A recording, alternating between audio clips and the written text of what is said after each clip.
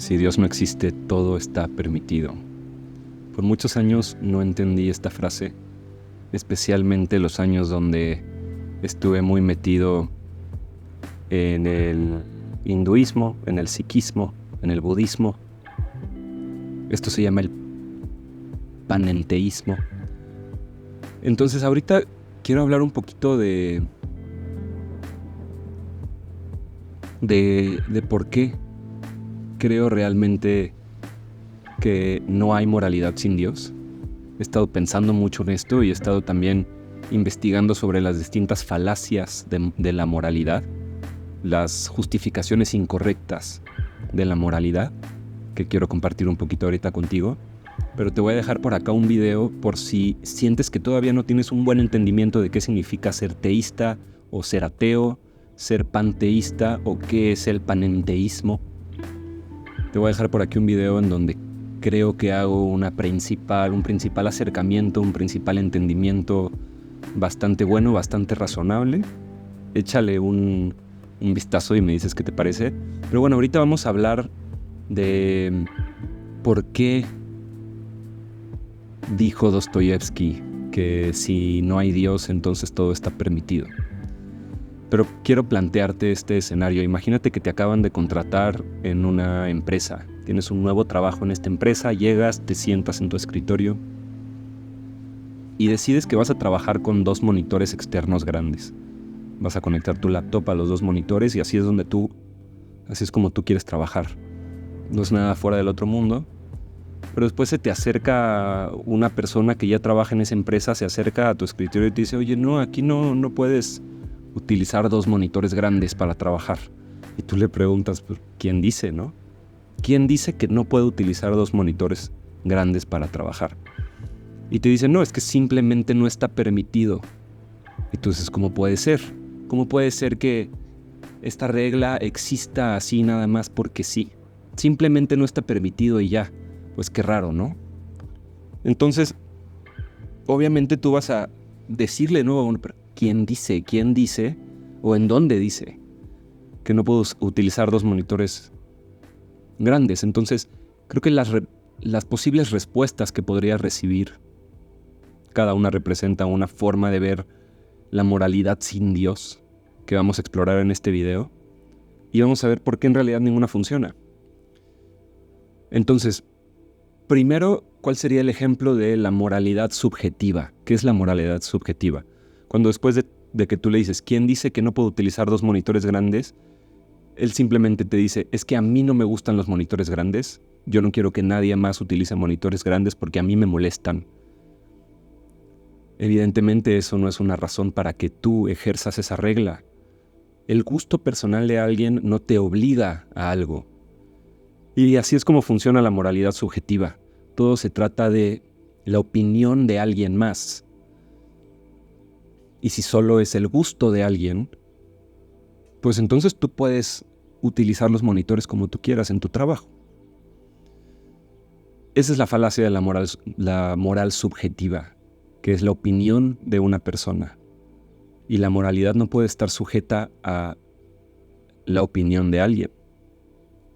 Bueno, después tenemos algo que se llama el relativismo cultural, en donde la respuesta sería algo así como, es que aquí, en esta cultura, en esta empresa, en esta comunidad, nadie usa monitores grandes para trabajar, nadie usa 2 monitores para trabajar. Todos trabajamos simplemente desde la pantalla de nuestra computadora, de nuestra laptop. Así funciona esta cultura, entonces te tienes que adaptar. Eso es el relativismo cultural, pensar que lo correcto depende de las costumbres del colectivo.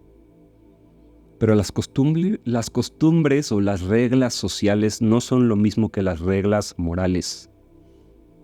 Eso solamente son tradiciones. Y si la cultura no cambiara, entonces nunca podría haber un cambio en la moralidad detrás de algún acto cultural. Y solamente hasta que cambiara la cultura, podríamos decir que algo es correcto o incorrecto. O sea que esa no es una verdadera justificación de por qué algo es moral o no. Tal vez no encajas en esa comunidad, tal vez no le caes bien a alguien dentro de esa comunidad, pero aún así tú puedes hacer lo que tú consideres correcto. Hay otra falacia de la moralidad que se llama el emotivismo. En el emotivismo, cuando en el momento en el que tú dices, oye, pero ¿quién dice que no puedo usar mis 2 monitores? La persona siempre diría, ¡bu! ¡Abajo los monitores! Y tú responderías con, ¡yeah! ¡Arriba los monitores! ¡Hurra los monitores! Y esa sería toda la discusión. Esto es un ejemplo realmente de cómo funcionan muchas de las conversaciones anónimas en redes sociales. Emotivismo puro. Solo son 2 expresiones de un sentir, de una emoción, y la justificación de por qué alguien está defendiendo la moralidad o la falta de moralidad, lo correcto o lo incorrecto dentro de algún tema, es simplemente porque siente la necesidad. Pero gritar que algo es correcto o gritar que algo es incorrecto no lo hace correcto o incorrecto. Entonces el emotivismo también es una falacia de la moralidad. Independientemente de cómo se sienta alguien al respecto de algo, no quiere decir que tú debas de comportarte de cierta manera o de que es correcto o incorrecto que tú te comportes de cierta manera solo porque a alguien le gusta o no le gusta o tiene una emoción fuerte relacionada con esa postura. Luego hay otra cosa que se llama el utilitarismo. Entonces, en el utilitarismo lo que te respondería la persona a la cual tú le preguntas, ¿pero quién dice que no? ¿O por qué? Dime por qué no. Te respondería, es que tus monitores, tus 2 monitores grandes con los que tú quieres trabajar, hacen que toda la oficina sea menos productiva.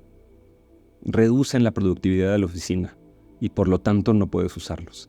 Eso es el utilitarismo, cuando piensas que lo correcto es correcto porque tiene mejores resultados o porque tiene una razón de ser, de una utilidad detrás.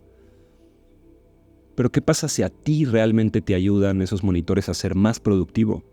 Entonces el razonamiento ya no tiene sentido. Y aunque fuera verdad, ¿por qué tendrías que sacrificarte tú por los demás? El utilitarismo dice qué es lo que le conviene al grupo, pero no por eso tú estás obligado a hacer lo que le conviene al grupo. Luego hay otra cosa que se llama la ética de la virtud. En la ética de la virtud, la justificación de por qué algo es correcto o incorrecto. En este caso del ejemplo, por ejemplo, tú le dices, a ver, explícame por qué no puedo utilizar mis monitores como yo quiero. Diría, porque aquí en esta empresa valoramos la humildad y valoramos la sencillez. Y la humildad y la sencillez son las virtudes más grandes de esta empresa, y los monitores grandes, y mucho menos 2 monitores para estar trabajando, no reflejan humildad y sencillez. Esto es la ética de la virtud, pensar que la moralidad es algo así como un reflejo de ser buena persona, pero es nada más un entendimiento superficial de lo que significa ser buena persona. Pero ¿quién dice realmente qué significa ser bueno? ¿Y por qué estás obligado a seguir esas virtudes que te están señalando otros? Si tú valoras tu productividad con tus 2 monitores, entonces, ¿cómo puedes llegar a un punto en el que sepas quién tiene realmente la razón en este caso? ¿Debes de valorar la humildad y la sencillez de no tener tus 2 monitores?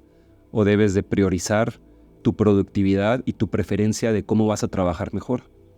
Sin un estándar más alto, todo esto solamente son opiniones. Si no crees en esas virtudes, no tienes por qué obedecerlas. Luego hay algo que se llama el realismo moral. El realismo moral es una postura atea, una postura que tienen muchas personas que no creen en Dios, que piensan que la realidad misma incluye ya una justificación a qué es correcto y qué es incorrecto. Entonces, en el momento en el que tú le preguntas a la persona ¿por qué no puedo utilizar mis 2 monitores?, te va a responder que hay una regla que siempre ha existido y que simplemente esa regla dice que no se pueden utilizar 2 monitores grandes para trabajar. Esta regla siempre ha existido y siempre seguirá existiendo. Es parte intrínseca de la realidad. Y tú le vas a preguntar, bueno, pero ¿quién hizo esa regla? Y te va a responder nadie.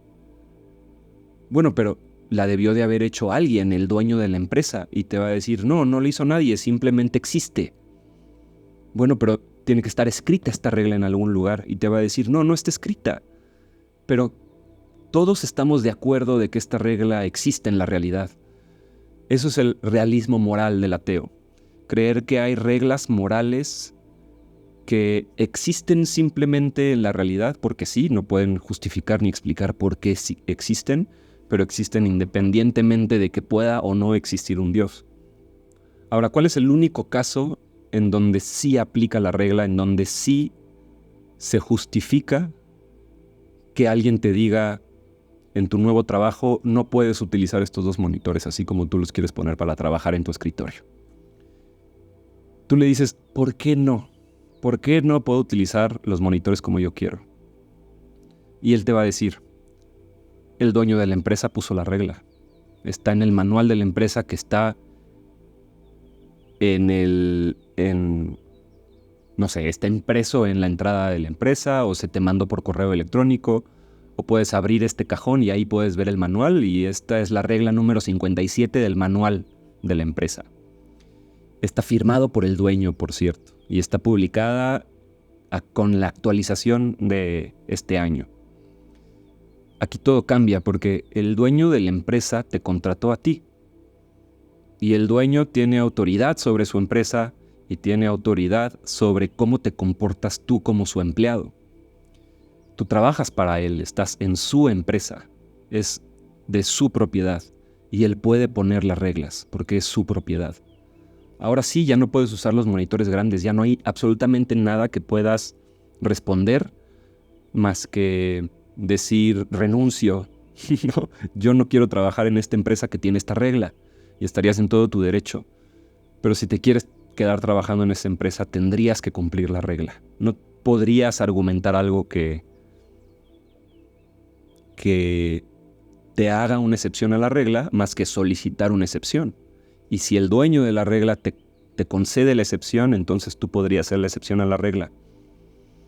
Y esta vez, de verdad, no tienes absolutamente nada que decir, nada que justificar para salirte de la regla porque la respuesta es muy contundente. El dueño de la empresa puso la regla.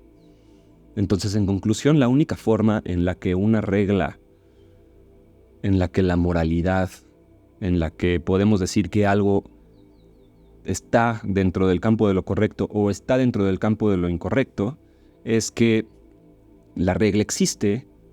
Esa regla la colocó ahí alguien que tiene una verdadera autoridad, una autoridad real para poner la regla. Esa regla tiene un propósito claro, tiene una lógica detrás de su razón de ser. Y por último, tú formas parte de ese contexto, te guste o no. El contexto en el cual existe la regla y se aplica la regla es el mismo contexto del cual tú formas parte.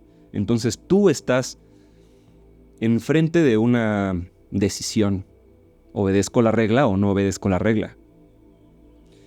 Y realmente solo el teísmo, solo la creencia de un Dios que trasciende la creación, nos puede dar esto. Y hasta, de hecho, mucha gente argumenta que el hecho de que exista la moralidad es evidencia de que existe Dios, no necesariamente al revés. Y eso creo que me parece también un argumento muy interesante, luego lo exploramos más a fondo. Pero básicamente solo el teísmo propone una ley y un legislador de esa ley. Un estándar que no depende ni de ti ni de mí. Una verdad que no depende de cómo me sienta yo sobre esa verdad. Y alguien que tiene derecho a aplicar esa verdad o ese estándar. Porque, de nuevo, una regla no tiene ningún tipo de valor si no se puede ejercer la regla. Si el gobierno crea una nueva regla, pero no utiliza el monopolio de la fuerza para aplicar la regla, pues básicamente todos podemos actuar como si la regla no existiera. Y esta idea de Dios, el creador, no solo como creador, sino como legislador de esa ley o leyes, de esa moralidad. Creo que es la única postura completa, lógica, alineada en una coherencia completa, y que Dostoyevsky exploró de hecho en toda su obra, pero más específicamente en Los Hermanos Karamazov, de donde viene esta frase de que si Dios no existe, todo está permitido. No es una frase que Dostoyevsky dijo textualmente en alguno de sus libros, es como un resumen de una conversación que están teniendo unos personajes, porque Dostoyevsky escribía novelas principalmente.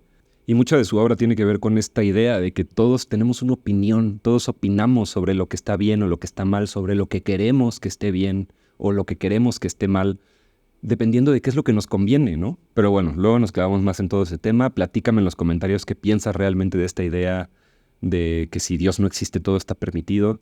¿Existe realmente la moralidad sin el teísmo? Realmente me encantaría saber qué piensas. Conectemos en los comentarios.